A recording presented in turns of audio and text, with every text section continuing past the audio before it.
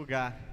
Nós temos uma promessa de Jesus, Ele disse: eis que estarei com vocês todos os dias até a consumação dos séculos. Então nós temos essa promessa, e essa promessa se cumpre em nossas vidas, glória a Deus.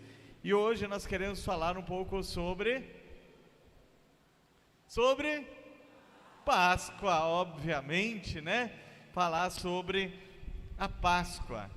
E é um momento muito especial. Eu amo falar sobre Páscoa, amo falar sobre vários assuntos na Bíblia. E só que vamos orar mais uma vez. Convide o Espírito Santo para que Ele fale com você nessa noite.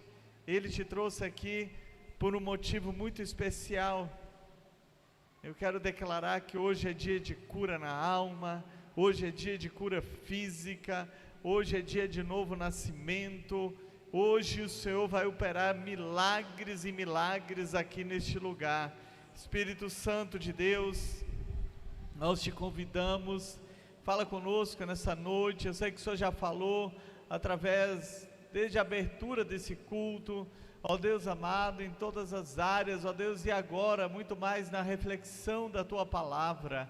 Usa, meu Deus, conforme o Teu querer, colocando as Tuas palavras em meus lábios, ó Pai, em nome de Jesus, amém. Eu não quero trazer apenas um texto específico da Bíblia, então eu vou citar muitos e muitos textos aqui, porque eu quero falar hoje sobre 3 Páscoas históricas, e uma que pode mudar a sua história. Então são 3 Páscoas históricas na Bíblia, e uma que pode mudar a sua história. Então teremos 4 Páscoas históricas aqui nessa noite. Em Êxodo capítulo 12, Deus manda Moisés instituir a Páscoa lá no Egito ainda. Nós conhecemos a história. O povo hebreu era escravo, estava escravo no Egito, já desde a época que eles foram, quando José estava, né? A princípio foram a convite, salvaram o Egito através de José, mas os séculos se passaram e o povo foi escravizado, eles se tornaram uma grande nação. E ali então Deus diz que vai tirá-los com mão poderosa e começa a julgar o Egito. E 9 pragas haviam se passado até chegar a 10ª praga, o 10º juízo, que era a morte dos filhos mais velhos, a morte dos primogênitos. Então Deus institui a Páscoa. Ele manda que Moisés ele fala para Moisés mandar cada família separar um cordeiro, ou então um cabrito de 1 ano de idade, e eles deveriam sacrificar aquele animal no entardecer. Eles pegariam o sangue daquele animal, passariam nos umbrais das portas, porque à meia-noite, quando o anjo da morte passou sobre a terra do Egito, aonde tinha o sangue, a Bíblia diz: vendo ele o sangue, passará por cima, ou vendo eu o sangue, passarei por cima. Então o significado literal da palavra Páscoa é passar por cima, no sentido de livramento. E ali naquele cerimonial então, em que houve livramento para aquelas famílias, houve vida, uma morte substituta, eles tinham um ritual. Eles, além de comer esse cordeiro, né, primeiro eles pintaram que ele foi sacrificado, depois eles assaram o cordeiro, eles deveriam comer em família, não podendo sair de dentro de casa naquela noite. Além do cordeiro, eles comeram pães sem fermento, comeram ervas amargas, rúcula, radite e outras que são folhas amargas.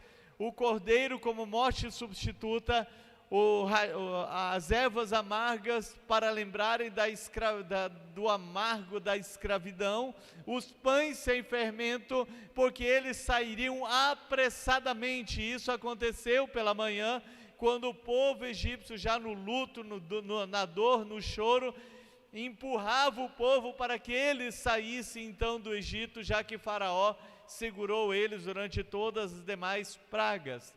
E naquela instituição da Páscoa, que é a primeira, então, que houve a libertação da escravidão, houve também uma ordem para que eles celebrassem todos os anos a Páscoa, como é celebrado até hoje. Estão comemorando em Israel a Páscoa do Senhor. Nós estamos comemorando a Páscoa em recordação daquela primeira Páscoa. A única diferença das Páscoas dos anos seguintes é que eles não pintariam mais os umbrais e não haveria mais a morte dos primogênitos, como aconteceu naquela noite lá no Egito. Então, a primeira Páscoa, na instituição, houve libertação da escravidão, e apontava também para uma Páscoa futura, apontava para um sacrifício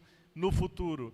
Por quê? Porque aquele sacrifício, apesar de ser substituto, ele não era perfeito, apontava para um sacrifício perfeito, que nós vamos falar na terceira Páscoa.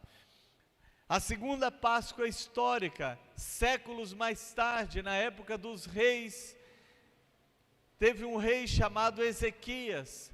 Antes de Ezequias, o povo todo havia se afastado da presença de Deus, havia andado segundo outros deuses, cada um atrás da prática do pecado, e Deus levanta então o rei Ezequias, e um homem muito temente ao Senhor, ele começa a reinstituir o culto ao Senhor na terra de Israel, na terra de Judá, em Jerusalém.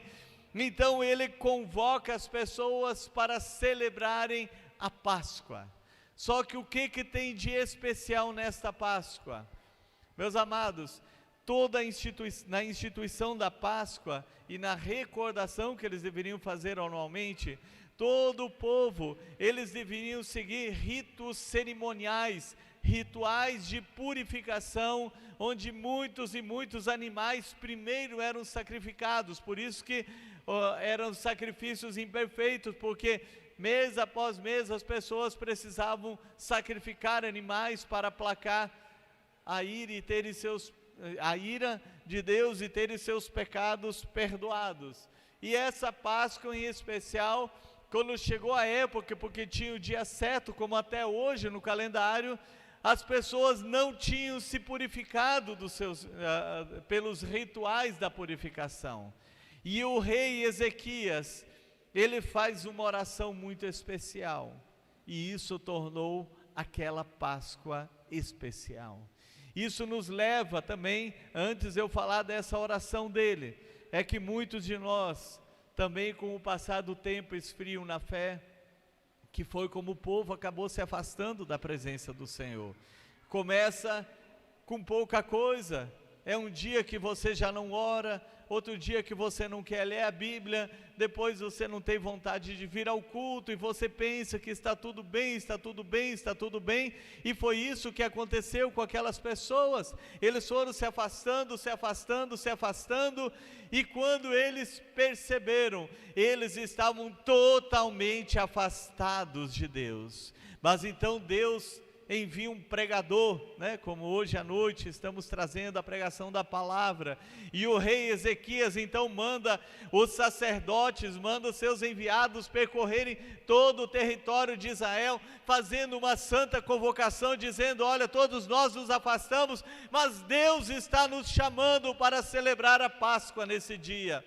E a oração que ele fez, a Bíblia diz que eles não estavam purificados segundo rituais, então eles não poderiam comer da Páscoa aquele dia.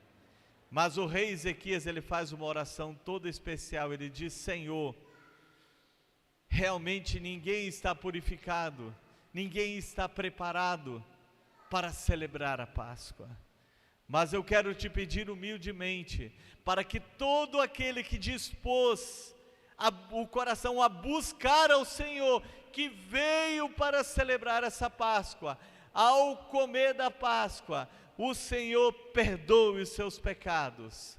E a Bíblia diz, é a Bíblia de quem diz: Deus ouviu a oração de Ezequias e sarou o povo, trouxe cura, trouxe restauração para aquelas pessoas, ao invés de serem punidas por não estarem cerimonialmente purificadas, através da intercessão, eles foram curados, e eles comeram, eles celebraram.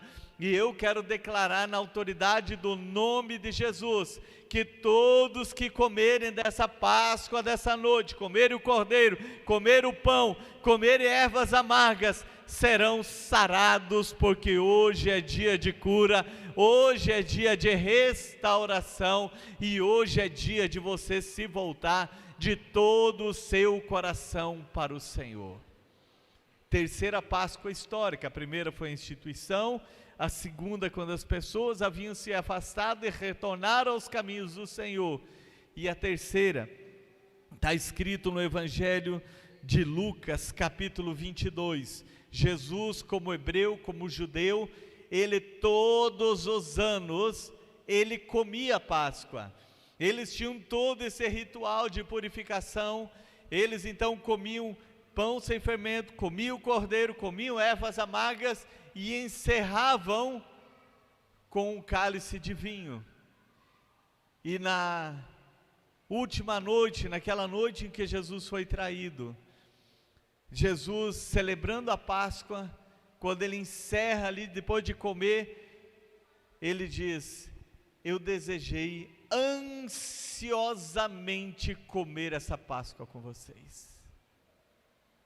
Eu desejei ansiosamente.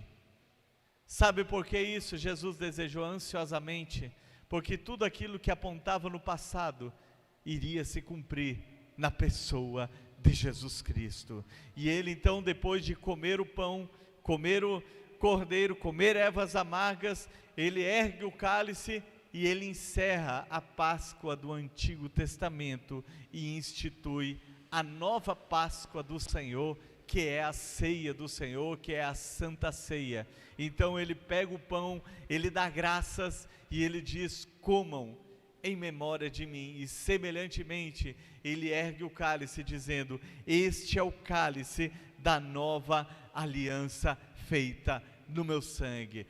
A primeira Páscoa trouxe libertação, a segunda Páscoa trouxe cura, a terceira Páscoa histórica, instituída pelo Senhor Jesus Cristo, ela traz redenção. Enquanto as anteriores eram sacrifícios imperfeitos, que precisavam ser realizados anualmente, ou mês após mês, porque eram sacrifícios imperfeitos. Quando João Batista viu Jesus chegando a ele, ele disse: eis o Cordeiro de Deus que tira o pecado do mundo. E agora todos entenderam que o Cordeiro de Deus, o Verbo vivo, ele se ofereceu em sacrifício. Jesus, ele foi o Cordeiro, ele foi o sacerdote, e hoje ele vive para interceder por nós. Essa é a Páscoa da nova aliança, a Páscoa do sacrifício perfeito. Todo aquele que entra em aliança com o Senhor Jesus Cristo, a Bíblia diz: quem nele crê não será condenado, mas quem não crê já está condenado. Todo aquele que ouve e recebe a sua palavra, crê naquele que o enviou, tem a vida eterna, não entra em juízo, mas passa da morte para a vida. Então, enquanto a primeira Páscoa livrou as pessoas da morte física, a morte de Jesus Cristo, a nova Páscoa, o sacrifício perfeito, ela nos livra da morte eterna e nos dá uma vida infinita, uma vida eterna ao lado de Deus Pai. Essa foi a terceira Páscoa histórica. E existe a quarta Páscoa, que pode se tornar a sua história. É a Páscoa que nós vamos celebrar hoje. Se a partir deste momento você entendeu que Deus te trouxe aqui para você se reconciliar com Ele, que você entender que Deus te trouxe para esse lugar, para você entrar numa aliança eterna com o Senhor, além de ser curado fisicamente, curado da alma, como eu já profetizei que vai acontecer nessa noite, você entra numa aliança eterna com o Senhor. Faz parte da sua história, se torna a sua Páscoa histórica, porque Deus vai olhar para você, e você também vai se olhar e vai ver o antes e o partir de agora. Antes perdido, agora salvo com o Senhor. E se você quer entrar nessa aliança com o Senhor, eu te convido a fechar os seus olhos e confessá-lo como seu único e suficiente Senhor e Salvador. A palavra de Deus nos diz em Romanos capítulo 10, versos 9 e 10, a palavra está perto de ti, no teu coração e na tua boca. Esta é a palavra de fé que nós pregamos. Se com a tua boca confessar e em teu coração crer que Deus o ressuscitou dentre os mortos, será salvo, porque é crendo com o coração que somos justificados e com os nossos lábios nós somos salvos. Esse mundo espiritual que nós não conseguimos ver é um grande tribunal. Jesus disse que pelas tuas palavras você será justificado, se torna justo, e pelas tuas palavras será condenado. Se você entendeu que essa é a noite que o Senhor te trouxe aqui para entrar numa nova aliança com Ele, porque você ama Deus, eu tenho certeza absoluta, eu não tenho dúvida sobre isso, senão você não estaria aqui nessa noite.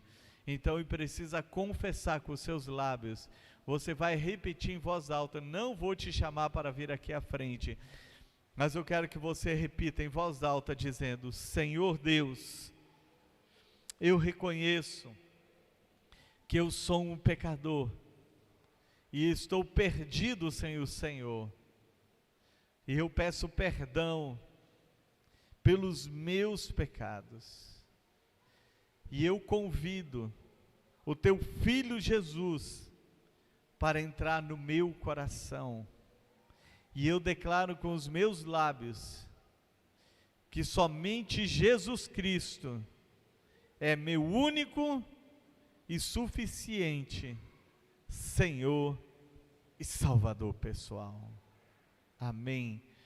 Pai, em nome de Jesus, eu oro por cada um que entrou numa aliança com o Senhor, Pai.